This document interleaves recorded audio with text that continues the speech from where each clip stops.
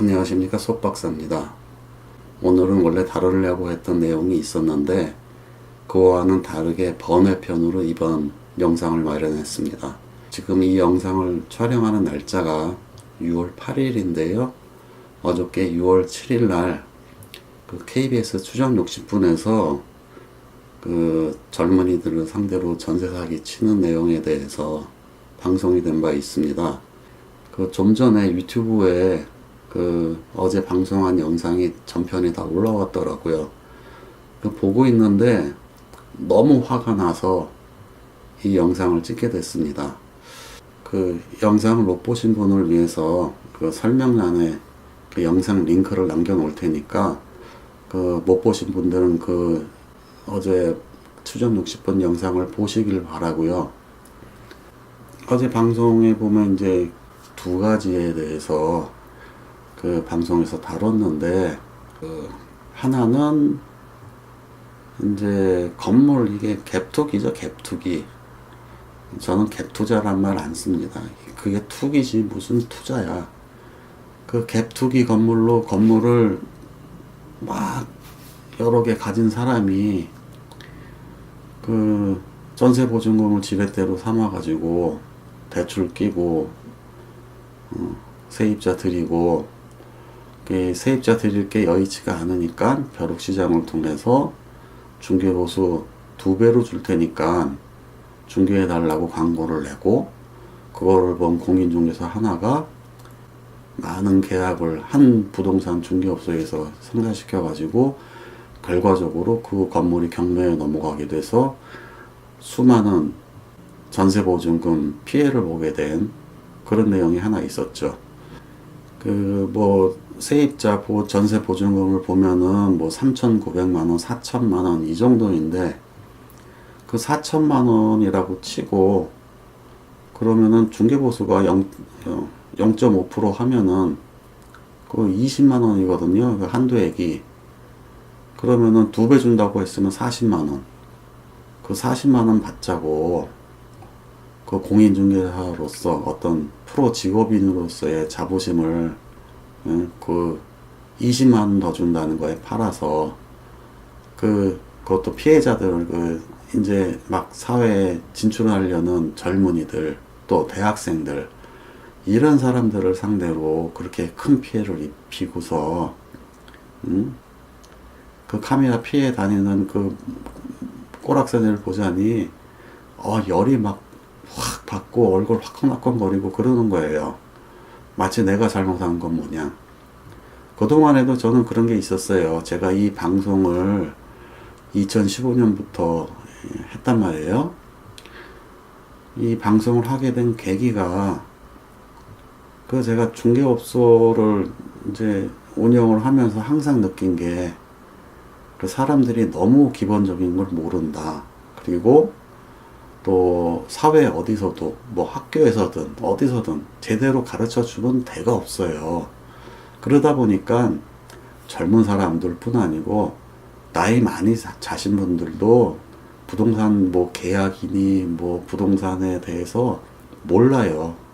모르다 보니까 나이 드신 분들을 대상으로 제가 구청이나 무슨 주민센터에서 강의를 받거나 그런 형편은 아니니까, 일단은 젊은이들만이라도 이런 피해를 입지 않도록 하자는 취지로 유튜브에서 이제 시작을 한 건데, 이게 지금 제가 중간에 좀 한참 쉰 그런 영향도 있지만은, 그건 4년 동안 운영을 하면서 참 조회수가 안 나옵니다.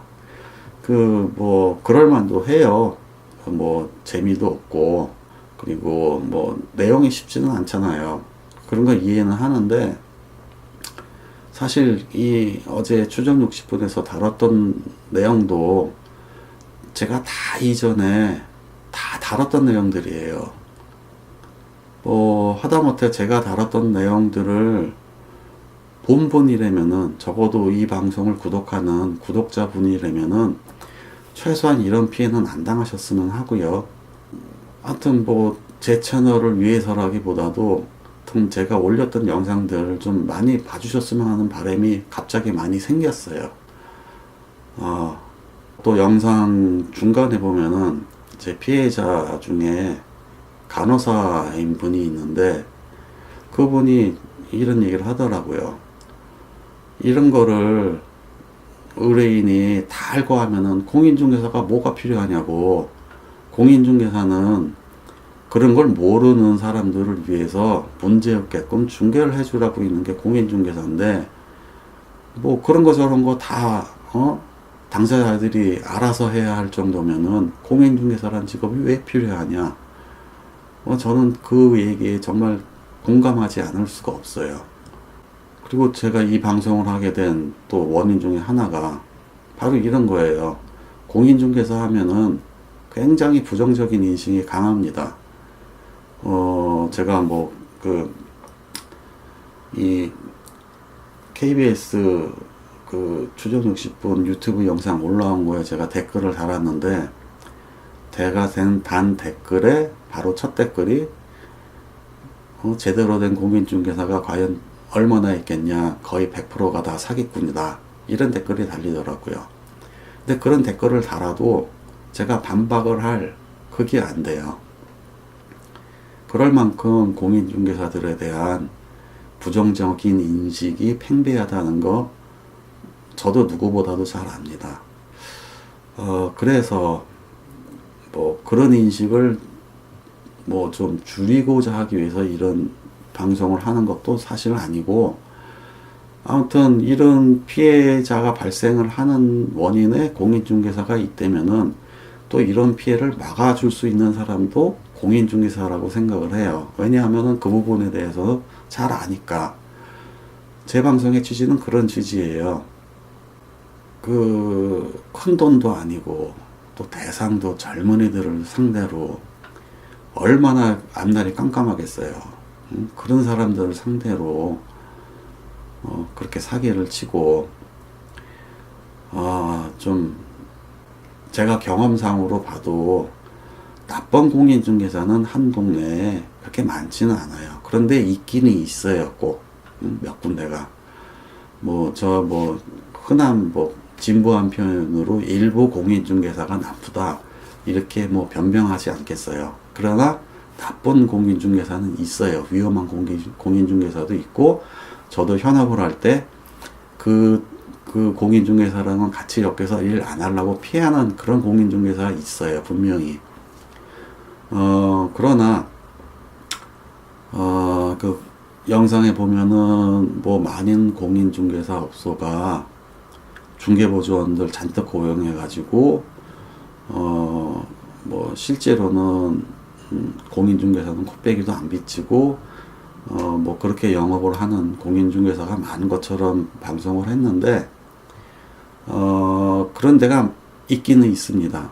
예, 있긴 있고, 대학가나 원룸이 많은 데나 아니면은 주변에 오피스텔이나 이런 그런 데가 많은 데는 그런 공인중개사도 있어요. 있는데 상당수의 그냥 일반 주택가나 도시에 있는 공인중개사는 대개 공인중개사 혼자서 하거나 많아야 중개보조원 1명 정도 고용하고, 이렇게 공인중개사 본인이 이렇게 다 해주는 그런 데가 사실은 훨씬 더 많아요. 그런데 일부 업소 같은 경우에는 그 방송에 소개되는 그런 식으로 영업하는 데도 있어요. 그래서 제가 이 영상을 2015년도에 처음 할 때 첫 영상이 뭐냐면은 공인중개업소 고르는 법이에요. 그런 데는 들어가시면 안 돼요.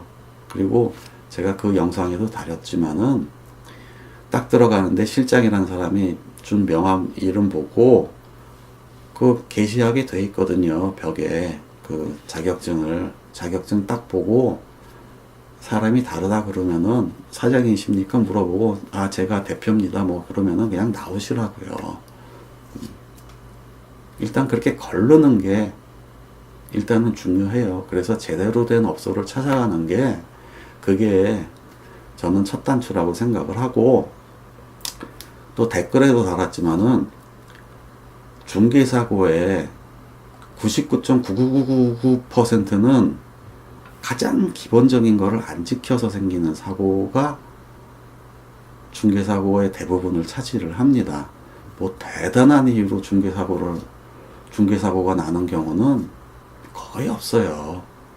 오늘 추정 60분에도 나왔던 영상에서 나오는 거, 가장 기본을 안 지킨 거, 당사자들끼리 나와서 계약서를 안 썼어요. 집주인도 안 나오고, 집주인이 갔더니 또 임차인 뭐 급한 사정이 있다고 해서 도장 다 찍어 놓고 갔다. 그래갖고 도장만 사장님 찍으시면 된다. 그러고 또 임차인 쪽에서는 아이 그런 계약이 어딨어. 뭐 계약서를 뭐 임차인에게 우편으로 보내서 우편으로 받고 그런 계약은 없어요. 무조건 계약서는 임대인, 임차인, 매도인, 매수인 딱 당사자가 딱 나오고 공인중개사 가운데 해서 그렇게 계약서를 쓰는 게 원칙이에요. 보면은 근본을 안 지켜서 난 사고예요. 그런데 그거를 임대인이나 임차인 잘못으로 할 수가 있느냐? 반드시 그렇게만은 책임을 돌릴 수가 없어요. 왜? 모르잖아요. 그럼 누가 책임을 져야 되냐, 일차적으로. 공인중개사가 그거를 그런 사고가 안 생기게끔 하는 게 공인중개사의 책무죠. 그거를 공인중개사가 영상에서 보면은 부추겨요. 예? 영상에서 보면 그렇다니까. 그러니까 그런 공인중개사는 정말 자격증 이제 연구 박탈을 해야 돼요. 형사처벌 받게 해가지고. 또 민사적인 책임을 지게끔 해야 돼요. 영상에도 나오지만은 그렇게 문제 많고 대출 많은 집에 중개대상물 확인 설명서에 공시되지 않은 권리관계 한 줄도 안 써있고 빈칸으로 해놨더라고요. 그런 거 역시 제가 이전에 이미 다 제 영상에서 다뤄놨던 사항이에요. 그런 거 조심하라고. 공시되지 않은 권리사항 그런 거 꼭 확인하시라고. 특히 다가구 주택 가는 그런 집에 들어가려고 하는 분들은요. 그러니까 하여튼 지금도 이 영상을 보고서 참 안타까운 게 그런 거예요. 제가 이미 다 다뤘던 건데 내 영상만을 봤더라도 안 당했을 텐데 하는 그런 안타까움이 굉장히 큽니다. 지금도 제가 유튜브를 처음 할 때만도 저 같은 공인중개사가 채널을 한 데가 거의 없었어요. 제가 거의 최초나 마찬가지거든요.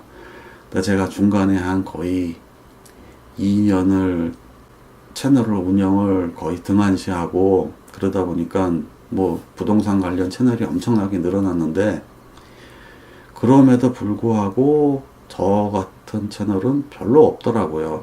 대부분 뭐 부동산 투자 이렇게 해라. 뭐 앞으로의 부동산 전망은 어떨 것이다. 또 뭐 어디 지구가 뭐 뜰 것 같다. 뭐 이런 내용의 채널만 많더라고요. 또 보면은 구독자 수도 많아요. 그런 거 보면 좀 안타깝습니다. 일단은 좀 제가 다루는 거는 부동산에 대해서 기본적인 거를 다루는 만큼 좀 기본적인 거를 좀 아신 다음에 뭐 부동산 전망을 보던 뭐 부동산 투자처를 보던 뭘 기획을 하던 했으면 하는 바람이에요. 아무것도 모르면서 그런데 뭐 투자를 해서 돈을 벌겠다? 아유, 그거 도둑놈 심보예요. 아무튼 뭐 얘기가 잠시 다른데 흘렀는데 뭐 제가 공인중개사들을 대표하는 사람도 아니고 저도 일개 그냥 한 공인중개사일 뿐이고 또 지금 현업으로 있는 사람도 아니고 아니야 현업으로 있지 않기 때문에 그래도 이런 센 얘기를 할 수가 있다고 봐요. 저기요 저 중개업소 하시는 공인중개사분들 제가 당부 좀 할게요. 정말 그 영상에 나온 그 추정 60분 그런데 나온 좀 그렇게 하면서까지 밥 벌어먹고 살지는 맙시다 우리. 예? 나도 해봐서 알아요. 힘들고 계약 한 건 아쉬울 때도 있다는 거 알아요. 알지만은 최소한 양심은 지키고서 운영을 해야지. 그게 안 되면은 아무튼 좀 공인중개사도 이 사자 들어가는 직업인데 무슨 뭐 변호사나 변리사나 뭐 이런 다른 사자 직업처럼 대접은 못 받더라도 적어도 욕은 먹지 않는 직업으로 바뀌어 나가야 되지 않겠습니까? 예? 좀 저런 거 방송에서 좀 안 봤으면 좋겠고요. 하여튼 저런 피해를 적어도 제 방송을 보는 분들은 잊지 않으시기를 바라고요. 공인중개사들에 의한 이런 있어서는 안 될 일은 좀 없어졌으면 좋겠습니다. 예, 그런 바람에서 이번 영상 찍었고요. 아무튼 참 저도 가슴이 아프고요. 창피하고요. 그렇습니다.